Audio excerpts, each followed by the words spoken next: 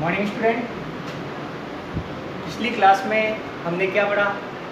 3 types of crops होती है, रबी की क्रॉप, खरीफ की क्रॉप और जायद। आपकी टेक्स्ट बुक में केवल 2 दे रखी है, पर आप तीनों लिख लो, ठीक है। रबी की क्रॉप के बारे में मैंने क्या बताया था आपको कि जो विंटर सीजन में ग्रो की जाती है, ठीक है। और उसके लिए मैंने आपको एक ट्रिक भी बताई थी, र और बी 2 अक्षर बने, तो जैसे गेहूँ 2 अक्षर है तो ये किसकी है? रबी, ठीक है। और उसी तरह से जैसे चावल, राइस है, चावल 3 अक्षर है, और खरीफ 3 अक्षर है, तो आप उसको उस हिसाब से भी याद कर सकते थे। और रही बात जायद, तो उसमें जो सीजनल फ्रूट्स होते हैं उसके बारे में मैंने बताया था, जैसे खीरा, पम्पकिन, तरबूजा, खरबूजा, ये सारे उसमें आते हैं वेजिटेबल्स, ठीक है। अब हम उससे आगे पढ़ने वाले हैं। तो देखो, basic practice of crop production, क्या क्या प्रैक्टिस होनी चाहिए। ऐसा थोड़ी है कि कोई भी क्रॉप का प्रोडक्शन करने के लिए बिना आप कोई तैयारी से फसल को उगा दोगे तो नहीं उगेगी, ठीक है। तो बहुत सारे प्रोसेस से गुजरना पड़ता है, तब जाके हमें क्रॉप मिलती है, ठीक है। तो इसमें आपको 7 agriculture practice followed by growing a crop, मतलब 7 चरणों से गुजरना पड़ेगा आपको, 7 स्टेप से गुजरना पड़ेगा, तभी आपको हाई यील्ड मिलेगी क्रॉप की, ठीक है। उसमें देखो, पहला क्या है, सबसे इम्पोर्टेंट है प्रिपरेशन ऑफ सॉइल। क्या है बच्चों? सॉइल का प्रिपरेशन करना। देखो, सॉइल का प्रिपरेशन से क्या मतलब है कि अगर सॉइल उबड़ खाबड़ है तो पहले तो उसको बिल्कुल हल चला के सही करो, यानी अगर उसमें क्या एरेशन होना जरूरी है, हवा है, हवा अंदर आनी जरूरी है, ताकि इनकी जो रूट है उनको प्रॉपर रेस्पिरेशन हो और रूट डीपली जाए अंदर ग्रो। अगर डीपली जाएगी तो प्लांट ढंग से खड़ा रहेगा। तो बहुत सारे फैक्टर हैं, यानी पहला है प्रिपरेशन ऑफ सॉइल। सॉइल को प्रिपेयर करने से मतलब क्या है कि अगर कोई अनवांटेड सब्सटेंस है तो उसको वहाँ से हटा दो, ठीक है। और उसको बिल्कुल क्या कहते हैं, सॉइल को लूज कर दो। लूज करने का मतलब उसमें एरेशन होना जरूरी है, ताकि क्या है, सांस जो पौधा है, प्लांट से, वो रेस्पिरेशन ढंग से कर ले। और टर्न द सॉइल, सॉइल को आप टर्न करो। जैसे आपने देखा होगा जो ट्रैक्टर चलाते हैं उसमें फसल उगाने से पहले एक बार वापस मतलब ट्रैक्टर चलाया जाता है, ताकि क्या मिट्टी पोली हो जाए, लूज हो जाए।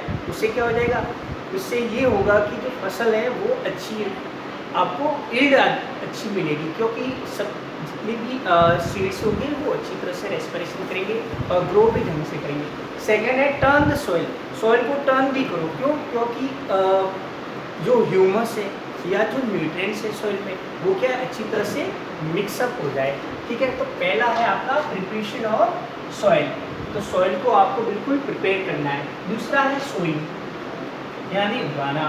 तो क्या है, planting of soil, planting of seed of a crop in soil, यानी जिसका भी आपका जो भी फसल उगानी है उसका सीड को आप सो करना है, यानी उगाना है, बोना है, ठीक है। जैसे आपको सरसों की फसल चाहिए तो सरसों के जो बीज है उनको उगाना है, गेहूँ चाहिए तो गेहूँ के बीज को, सीड्स को ग्रो करवाना है, उसको कहेंगे सोइंग। फिर नेक्स्ट है एडिंग मैन्यूर एंड फर्टिलाइजर, तो फिर आप उसमें क्या खाद डालोगे और फर्टिलाइजर को भी डालोगे, यानी मैन्यूर और फर्टिलाइजर ऐड करते हैं। क्यों यूज करते हैं? हाई यील्ड के लिए, यानी उत्पादकता को बढ़ाने के लिए। Adding essential nutrients to the soil for growth and development of plant.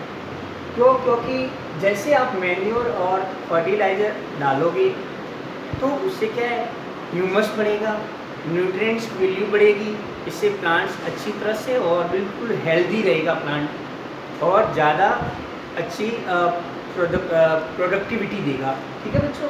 तो ये हो गया एडिंग मैन्योर एंड फर्टिलाइजर। फिर क्या हो गया, उसके बाद आपको इरिगेशन करना है, सिंचाई करनी है। इरिगेशन में क्या है, supplying water to the plant at a regular interval.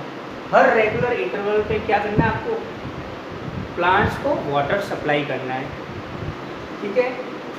फिर प्रोटेक्शन फ्रॉम वीड्स, ये वीड्स क्या होता है बच्चों, जो अनवांटेड क्रॉप है, अनवांटेड प्लांट्स उग जाते हैं।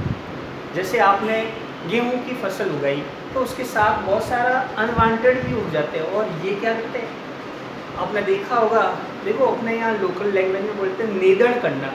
नेदन करना आपने देखा होगा, घर पे आप मम्मा या आपसे जो बड़े हैं उनको पूछना, वो आपको आराम से बता देंगे कि ये नेदन करना क्या है। क्या होता है कि बच्चों, ये जो वीड्स होते हैं अनवांटेड, जैसे ये कोई एक क्यारी मान लेते हैं, उसमें 200 प्लांट है, किसके, गेहूं के मान लेते हैं 200 प्लांट है, और उनमें से अगर 100 वीड्स के भी छोटे छोटे प्लांट है तो क्या होगा, अब 300 को आप पानी डाल रहे हो, न्यूट्रिएंट्स भी है, तो चाहिए तो आपको 200 के लिए, और 300 वो पौधे भी जो वीड्स है वो भी क्या है, न्यूट्रिएंट्स ले रहे हैं और उनकी तुलना में ज़्यादा ले रहे हैं। तो फिर क्या होगा, आपकी जो एड है, प्रोडक्टिविटी है, वो डिक्रीज हो जाएगी। यानी आपको ये वीड्स को रिमूव करना ज़रूरी है। आपने देखा होगा जो फसल उगाते हैं उसमें जो निधन करते हैं उनकी फसल बहुत अच्छी होती है, और जो बिना निधन करके फसल लेते हैं उनकी प्रोडक्टिविटी बहुत कम आती है। क्यों? क्योंकि जो आपने पानी दिया, जो आपने उसमें खाद डाला, वो आधा तो इन्होंने यूज कर लिया। तो जिसके लिए आपने जो क्रॉप आप उगा रहे हो उनको तो कम मिला। ठीक है, तो आपको क्या है, प्रोटेक्शन फ्रॉम वीड्स। वीड्स से आपको क्या प्रोटेक्ट करना है, क्या करना है, रिमूवल ऑफ अनवांटेड प्लांट। ये वीड्स होते क्या है, अनवांटेड, जिसकी आपको जरूरत ही नहीं है, वो उग जाते हैं। From the cultivated field to allow proper access of light, ताकि क्या है, ये हटने के बाद लाइट भी बराबर मिलेगी उन पौधों को, स्पेस भी मिल जाएगा और न्यूट्रिएंट्स भी उनको बराबर मिलेंगे। ये जैसे हट जाएंगे तो इनकी आपकी अवेलेबिलिटी बहुत अच्छी मिल जाएगी इनको।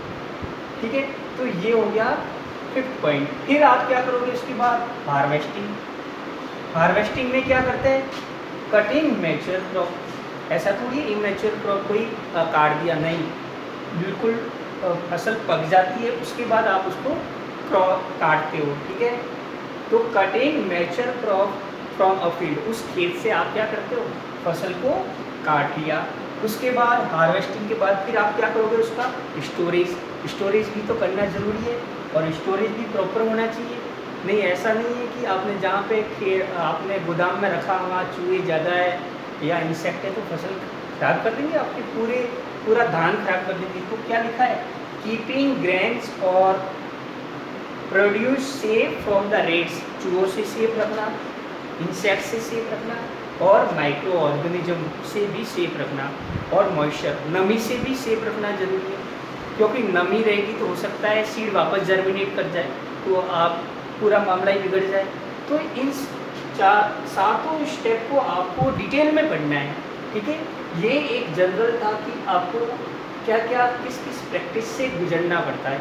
ठीक है बच्चों, जिसमें से पहला था क्या, सॉइल को पहले प्रिपेयर करना जरूरी है, फिर आप उसमें बोओगे, सोइंग करोगे, फिर फर्टिलाइज़र और मैन्योर खाद और फर्टिलाइज़र का यूज करोगे, फिर क्या करोगे, इरिगेशन सिंचाई करोगे, फिर क्या करोगे, अनवांटेड जो वीड्स उगा जाएंगे उनको रिमूव करोगे, हटाओगे, फिर उसकी हार्वेस्टिंग करोगे जब पक जाएगी, फिर उसका स्टोरेज करोगे। ठीक है बच्चों, तो इसको हम नेक्स्ट क्लास में और कंटिन्यू करेंगे, क्योंकि ये सारे पॉइंट डिटेल में है। ठीक है, नेक्स्ट क्लास में मिलते हैं।